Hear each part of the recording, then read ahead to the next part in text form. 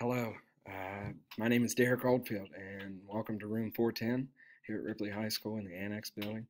I'll be teaching Math 1 this year and Math 1 Lab, and I'm excited to get started. This is my first year at Ripley High School.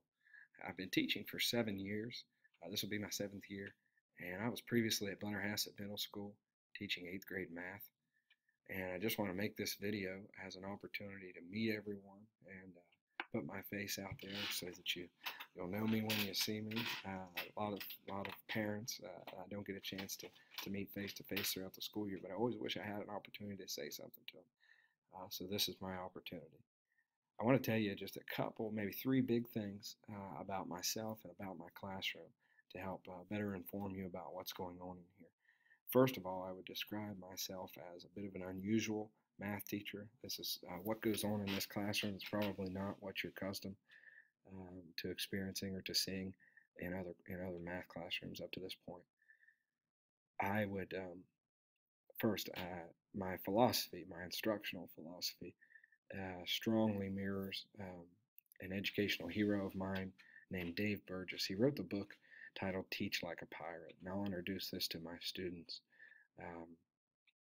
on day one, this Thursday. And Teach Like a Pirate comes from this philosophy, Pirate. They all stand for P is for passion, I is for immersion, R is for rapport, A is for ask and analyze, T is for transformation, and E is for enthusiasm. And the philosophy is built around increasing student engagement. Dave firmly believes that teaching is 70% theater and 30% content. And I tend to agree with that. I said to other people that this Teach Like a Pirate system is probably for a unique brand of educator. I don't know that everyone could adopt it and carry it out and continue to pursue being a pirate. I've been giving it a shot. This will be my second year. I've seen Dave Burgess twice now in person, and he's motivated me and inspired me to continue this journey in the classroom. So that's Teach Like a Pirate. You'll hear more about that, I'm sure, from the students. The other thing I want to talk to you about is my grading and assessment policy, or just how does Mr. Oldfield go about measuring student learning in the classroom. And I wrote about this in the syllabus, but I think I could say it better in this video. First of all, um, any good teacher tries to establish learning targets with their students. I'm going to call them learning targets, but they might also be called standards, the things that students are supposed to learn throughout the school year in that particular course. So I have a number of standards that I'm supposed to teach students. Students are supposed to learn throughout the course of the year. I'll call them targets. And the bulk of my grading, in fact, all of the scores reported in the grade book will be a reflection of what students have learned directly related to that target. I don't grade things like practice work. I don't do extra credit. I don't give points if students have behaved well in my classroom. I don't take away points if they've not behaved very well. But the only thing I really report would be my tests. I'm going to use the word tests. So I can have these assessments throughout the year, and in a math class, we continually drive towards mastering that assessment. So I incorporate retakes or redos of those assessments. The entire classroom is really built around improvement. So we're looking at where students are, where am I at now, where do I have to go, and how do I get there? And then I try to make sure it's my responsibility to get students there. And if it takes one attempt on that test, then it takes one. If it takes two, it takes two. We put in an intense amount of practice work to drive towards taking that assessment. And to be honest with you, I don't let students take those assessments until I believe that they're ready.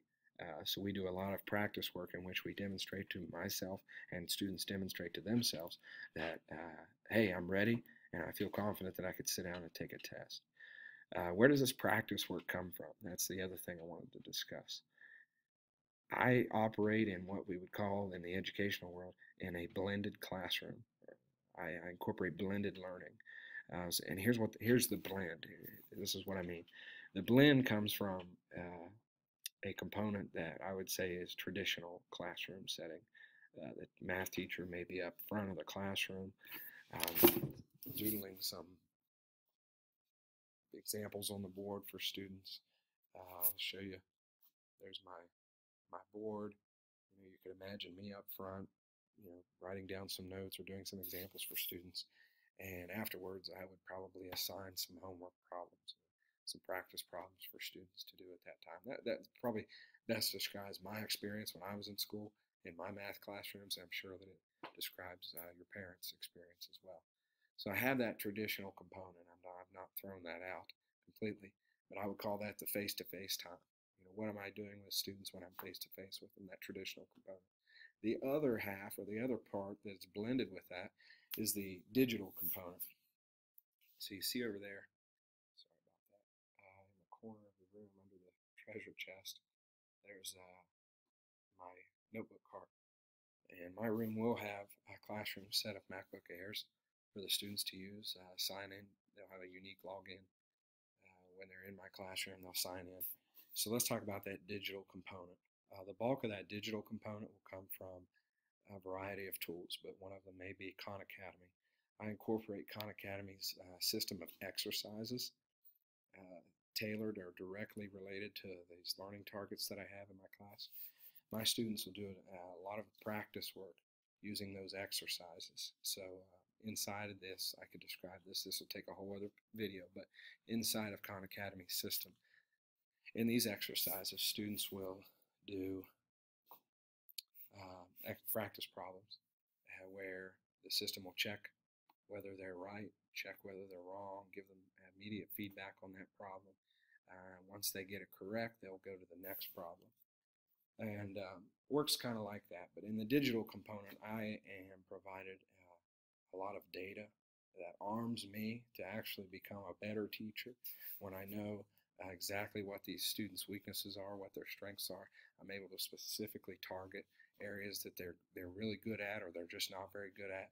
I'm able to strategically group students or partner students in ways that would benefit the both of them or the group.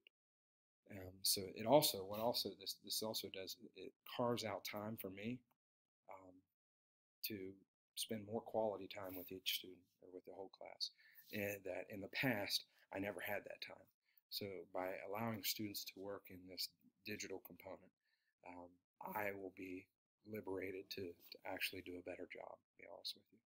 So this will be about my third year starting this kind of a system where I call it blended learning.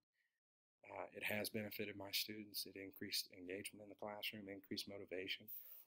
There are some other tools I use. It's not all Khan Academy, but I can't talk about all of them. I'm excited to have the MacBooks actually, and to have the capability to do some different things with them as well. So I have a few things in my mind that I want to experiment with this year, just to help again strengthen the learning and the new relationships that we're creating in our minds, the concepts that we're learning. I think we can strengthen that amount of learning that's going on in the classroom and the connections that we're making. I pride myself on having a strong classroom management system. I hate to say the word system because I really don't have a system. I'm actually anti-system. The only thing I do to manage the classroom is I build relationships with students. That's it. I benefit from having students that are of an age that I can share my sense of humor with. I regularly make calls home to students, to parents. I regularly write handwritten notes to students. I do a lot of things in the classroom to reach those kids that other teachers would term, well, they're just a difficult student, or maybe they're hard to reach. I actually have a passion for those kinds of students. I seek them out early, and I hook them. And I'm excited about the school year, excited to continue doing some of the things that I've done in my classroom in the past. And again, if I hadn't said it already, feel free to contact me. It's all on the syllabus. Twitter, join the remind list. That's the text message system that I use, and use it. This year you'll be allowed to bounce a message back to me, so you can actually reach me via text message, which will be nice. Call the school, reach me on Twitter. It's Mr_Oldfield, OLDFIELD. I have exceeded 10 minutes, so I want to stop. I thank you for listening this long. I hope something here was helpful and that I may have answered some questions. And if I created some new questions, again, feel free to contact me. I would appreciate the opportunity to speak with you. Thank you.